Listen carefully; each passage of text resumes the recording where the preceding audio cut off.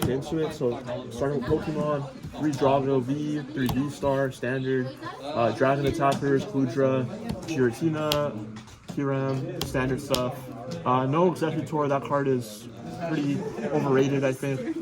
These are like the actual real good attackers that have broken effects. So we just use these, and I haven't changed this ever. Like I pretty much always use this ratio, and I wouldn't change it. 3 Ogre Pawn, Standard. 1 Fez. Your support mons pretty much 1 Fez, 1 Mew. See that. 1 Latias, Squawkabilly, set support mons.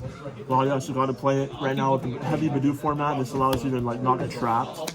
And just playing this though means that basically you don't want to evolve your second Drago into V-Star until you're ready to attack with it. Because if you do, if you have a V-Star ever that is not fully powered up ready to attack, it'll get trapped. So that's where you just make sure that your backup Drago V that doesn't have energies is still a basic. So that way Latias can always free pivot it out, because the Badoo trap is very real right now. But this version can still play around it. Squawkabilly, you're going to use that motivate attack in those Badoo matchups. Keep that in mind. The motivate is definitely going to be your way to like sell energies through item lock. Primarily against a Dragon Pull, because that's the deck that usually tries to Badoo. And Cloth as well, but Cloth, yeah. That deck is not really real. The Cloth Badoo, heavy Badoo version. This guy's Cloth deck is actually pretty good. He attacks the Cloth like aggressively. That's different. The other version just item locks. That's not good. Okay. Play 1 Cleffa, 1 Radzard. Yeah, I went back to Cleffa because like Badoo. Like, I feel like Badoo's kind of win more, because against Zard, you already have a good matchup, because you have Kiram and you have Tealmass to hit him for weakness. So, Badoo seems kind of like you're going to win either way without it. And then Cleffa is just really good, because into those Miraidon, Raging Bolt, super aggro decks that you're kind of unfavored into, you want to make sure that you have a 1 prize liability for them. Or, like, not a liability, but it's like a 1 prize like, hurdle for them to immediately have to deal with.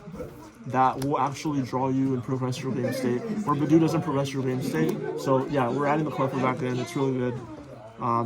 Yeah, item lock is whatever. Everybody's kind of prepared for Badoo anyways, so it's not really that special.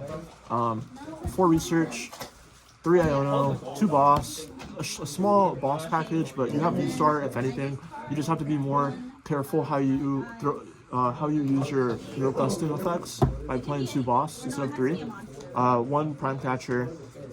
That's a spec of choice. I'll leave it up here on the top.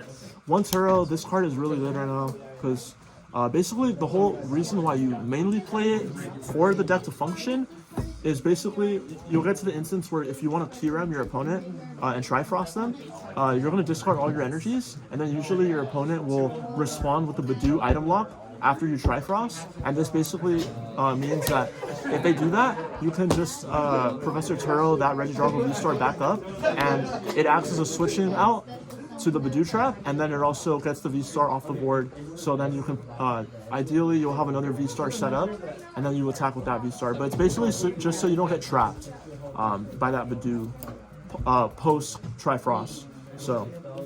And then it also has other good utility against Dragon Pull. Like if they try to spread damage, you can just heal it up. So yeah, Turo's really good right now.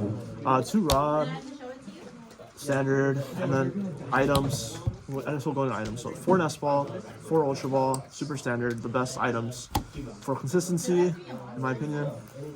4 Vessels, 4 E-Switch, Standard, like just maximizing on all the consistency cards. 2 Rod. And then the 1 Jamming Tower, the best stadium right now. Every deck plays tools, it feels like. So this card just kills everything. Energy count, 7 grass, 3 fire, making it a total of 10 energies, and that's the list. Yeah, this is how I'm playing it moving forward. It's not too spicy or anything. It's a pretty standard list right now, but this honestly does feel pretty solid. And definitely try it out if you want to give your last little run with Drago before rotation. And yeah, I'm gonna miss the stuff. Honestly, it's been I don't have like a super close connection with it, but like it was a really fun deck, and I really like the card design on Drago.